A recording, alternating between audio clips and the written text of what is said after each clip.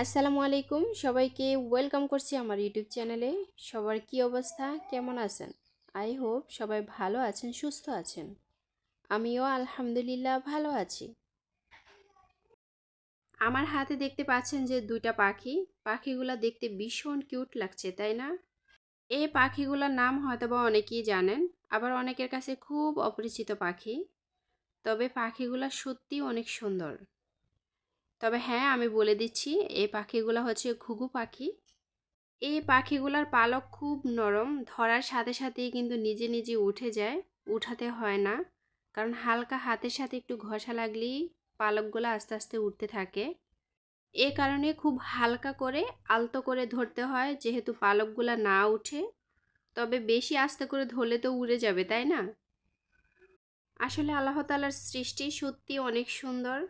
এই পাখিগুলার গলাতে এত সুন্দর ডিজাইন, এত ভালো লাগছে, ফোঁটা ফোঁটা সাদা এবং কালো। তো এই পাখিগুলো হচ্ছে তিলা ঘুঘু। এই তিলা ঘুঘু কিন্তু গ্রাম অঞ্চলে বিভিন্ন জায়গায় পাওয়া যায়, খুব কমন। এই পাখিগুলা খুবই পরিচিত।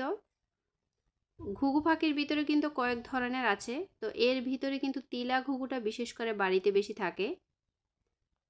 তো অনেকের মনে প্রশ্ন থাকতে পারে যে এই পাখিগুলা আমার হাতে কিভাবে আসলো, আমি এই পাখিগুলা কিভাবে ধরেছি। আসলে আমি খুব কষ্ট করে এই পাখিগুলা ধরেছিলাম একা একা। আসলে আমার গ্রামে বাড়ি থাকাতে আমি অনেক ধরনেরই সুবিধা ভোগ করতে পারি। এই পাখিগুলো আমার রিজিকে ছিল, আলহামদুলিল্লাহ। আমাদের একটা খামারের ঘর আছে, সে ঘর থেকে আমি এই পাখিগুলো ধরেছি, কারণ ওই খামারের ঘরে ছোট ছোট ছিদ্র। তো এই পাখিগুলো ধান খাওয়ার জন্যই ও ঘরে মূলত গেছে, কিন্তু সেখান থেকে আর আসতে পারেনি। তো আমি সেখানেই দৌড়ে গিয়ে পাখিগুলো ধরে নিয়েছিলাম। কারণ ছোট ছোট ছিদ্র থাকার কারণে যে ছিদ্র দিয়ে ওরা বের হওয়ার চেষ্টা করছে না কেন, কিন্তু যেতে পারছে না। তো ওইভাবেই আমার এ পাখিগুলো ধরা। আর ধরার সময় কিন্তু অনেকটি পালক পড়ে যায়। তো আজকে আমি এই পাখিগুলো রান্না করব, আর পাখির মাংস কিন্তু খেতে ভীষণ মজা। তবে হ্যাঁ, আমি পাখিটা জবাই করার পরে কিন্তু পাখির পেটের ভিতরে একটা ডিম পেয়েছিলাম। এটা আমাকে খুবই অবাক করে যে কেন পাখিগুলো ছেড়ে দিলাম না, কেন জবাই করলাম। আসলে কখন কার রিজিকে কি থাকবে এটা আল্লাহ তাআলাই নির্ধারণ করেন।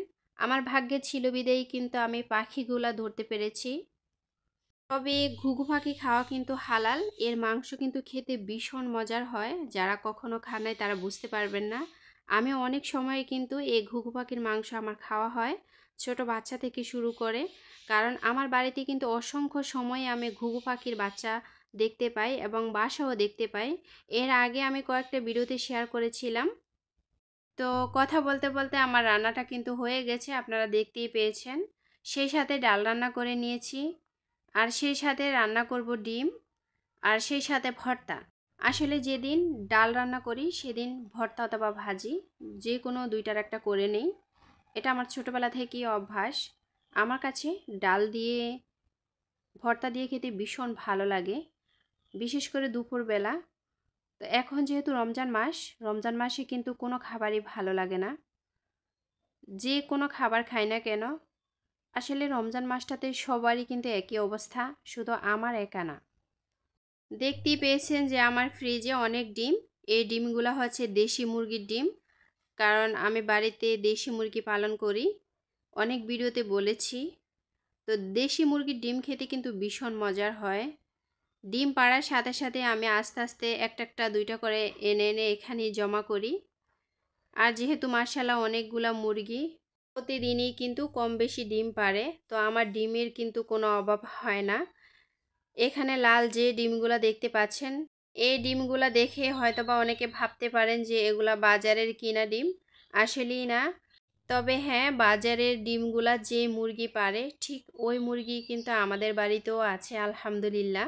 তবে বেশি না, মাত্র একটা আছে। আগে কিন্তু 3-4টা ছিল, এখন শুধু একটা আছে।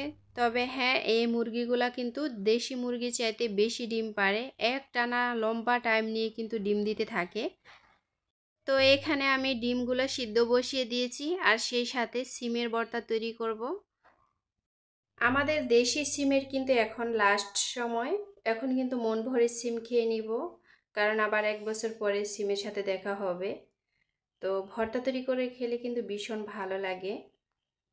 আর শিলপাটার ভর্তার তো তুলনাই হয় না, অনেক মজার হয় শিলপাটার ভর্তা। আমি সবসময় শিলপাটাই ভর্তা তৈরি করি। তো সবাই ভালো থাকবেন। আসসালামু আলাইকুম। আল্লাহ হাফেজ।